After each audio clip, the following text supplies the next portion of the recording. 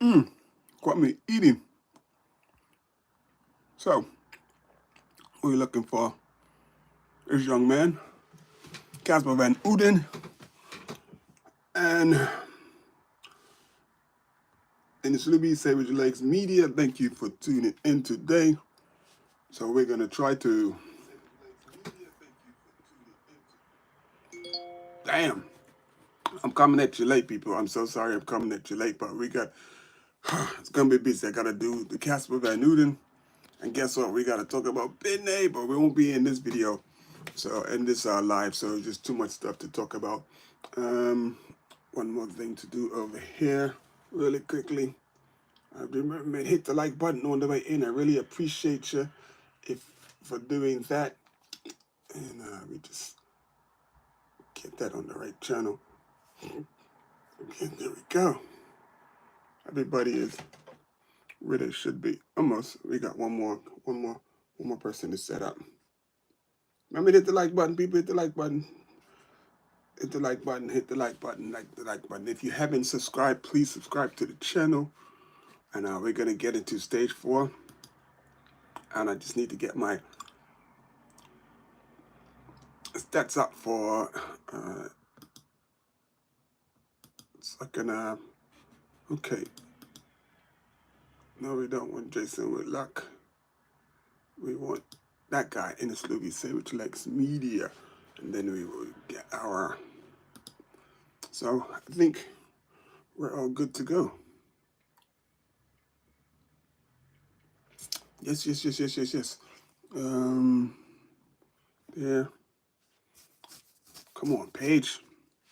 Taking this time to get going.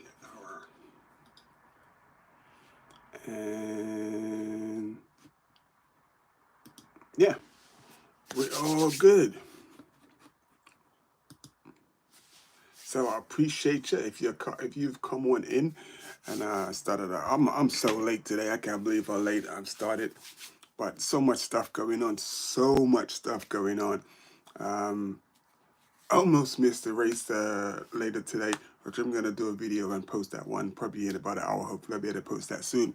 So I got about an hour and a half to get that up. You know, just do this first really quickly. But today's race was won by. That's the wrong race in this. Today's race was won by Casper van Uden, and it's crazy because it was such a good finish, but there was some argy-bargy going into the finish, and that involved Max Kenter, who actually won a race just a few days for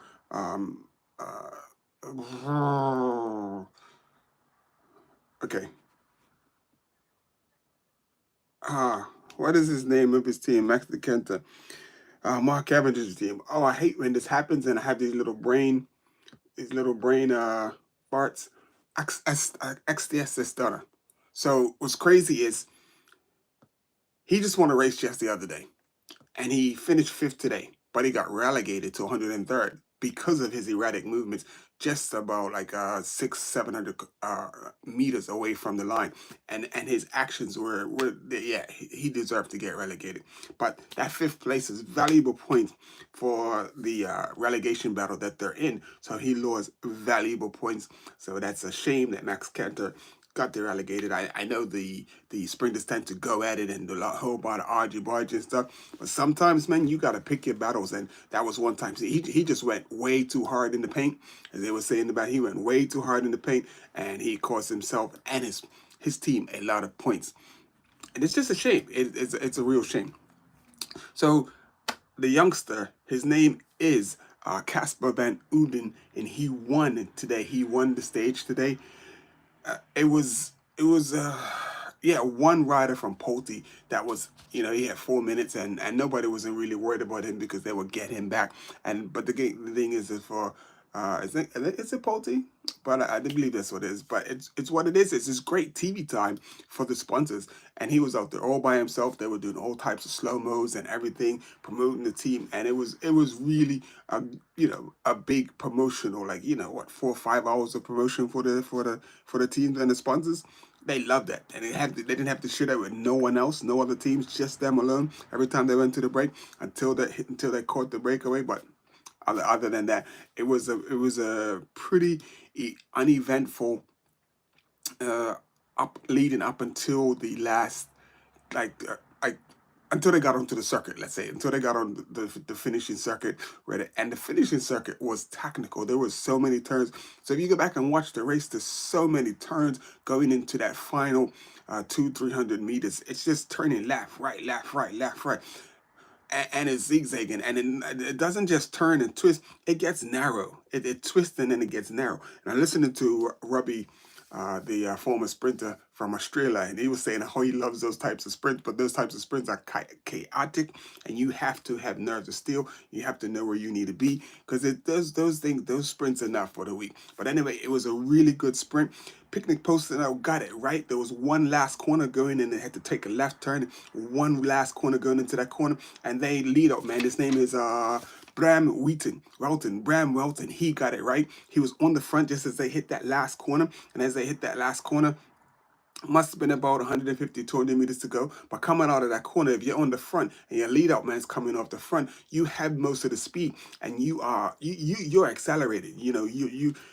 Everyone's just following you, and in order for you to come around, you have to go that much faster. So when you come out of that apex, if you're the guy in the right place, like Casper was, he was in the right place and he just accelerated. And when he accelerated, everyone just had to do their best to try to counter that. Mads Peterson was way on the right. He got boxed in, and he was one of the ones that Max Canster was, getting all argy-bargy with and bumping in and everything and sending him all over the place. Well, I didn't send him all over the place, but it was just a lot of bumping on, dangerous riding. And because of that, that really put Mads Peterson out of place, because Mads Peterson was sort of boxing and Max Cantor wouldn't let him on. So Max bumped into an Alpecin rider first, which bumped into Mads. Mads sort of went forward a little bit, got ahead of the Alpecin rider, and then Max made his way into Mads Peterson, Patterson. It was just really unsportsmanlike conduct. So that's why he got relegated from 5th spot, losing tons of UCI points for his team down to 103rd spot. But anyway, Mads managed to make his way up on the outside. He saw that he was so too far back, so he started his sprint early. He knew he had to start his sprint early. Smart guy, and I was saying to myself, Mads, you got to go now. And it's like he heard me. He went. He sprinted. Not saying that I know anything, but he did go. He went, and when he went up the outside. He made up about maybe 6 places to finish 4th on the day, which is, basically all they needed to secure the pink jersey, because he's in the pink jersey, so he'll hold it for one more day. But tomorrow's a big climbing day, so it's not likely that Mads Peterson's going to hold on to the pink jersey. But as Picnic POSTNL came off of that corner, and they had after Casper came off Bram's wheel, sorry. He just it was just all to shoot for, and he did just that. Olaf Koy is in the same position as Benim Gourmet. He has a strong team, but they do not support the riders for the sprint. So we'll get into that with Benim later, but they do not support the riders for the sprint.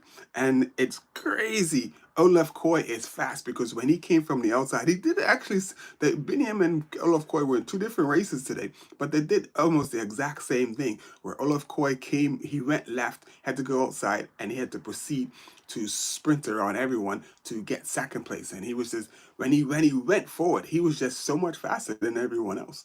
He's definitely going to win a stage or 2, Olaf Koy. So unlucky for him today, he didn't get the stage. But that's how it goes sometimes. That's just how it goes sometimes. So Olaf Koy managed to come in 2nd place. And 3rd place went to, let's see if we can see who 3rd place was, because I can't remember. His name is Mikhail Zulad. And so, yeah. So Caden Grove gets bumped up to 5th place, because Caden, so that's some valuable sprint points in the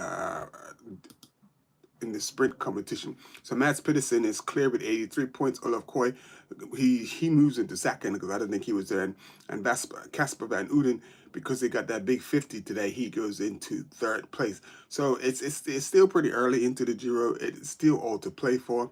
So I think Olive Coy is going to challenge Mads for that jersey. I think it's going to be a doozy of a battle because those are three riders that are really going to go at it. Caden Groves is only down on 19 points. Caden Groves has got to win some stages if he wants to get into this battle, and he's got to go and also try to win some points in like the intermediate sprints. Caden Groves has got work to do because yeah, he just hasn't been featuring, and it's early, but there's apparently like 5 more sprint specialist stages that they can really get some points. But aside from the sprint stages, there's also the intermediate points between each in each stage. So that's what they got to go for. Anyway, that's been it is to be Say With Your Legs Media, and this is stage 4 with Casper van Uden, 23 years old. Benny needs his team to survive this year. Brother, let me tell you something. Benny did some amazing. I didn't want to talk about Benny on this because I'm gonna do a separate thing for Benny. But Benny did some amazing to get second today. And the reason why it was so amazing, he's got a strong team. He was 10 back within the last kilometer. He was 10 riders back within the last kilometer. And in the last 200 meters, he came from on the outside and he made his way to being able to get to second place. Exact same thing that Olaf Koy did today.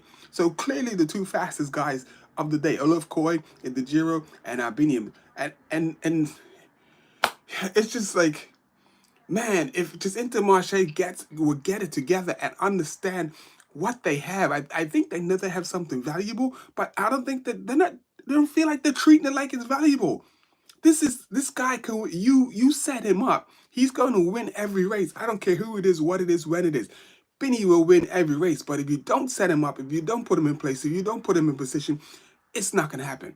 And it's me off. It's peeing me off. But anyway, I'm going to get into that. I have to do a separate video for that. Initially, be Say With Your Legs Media. Appreciate you hitting the like button. Appreciate you tuning in. And maybe tomorrow, like each day it seems like I get a few more like people tuning in, like so like 5 6 7, it's coming. I'm coming up. Hey. Patience is a virtue, baby. But I'm gonna keep doing this thing. This is Innisliby. I love what I do, and as long as you interact with me and let me know that you're tuning in and you love the cycling as well, I'm gonna keep bringing it to you. So tell a friend, don't just subscribe, share the link and let people know that you got this guy, this man. Can you not love this energy? My love for cycling is deep. So do it. Say it with your legs, baby. That's all we need to do. Get out there and say it with your legs. Anyway, we will see you on the next one, and just look for the Benny video coming up.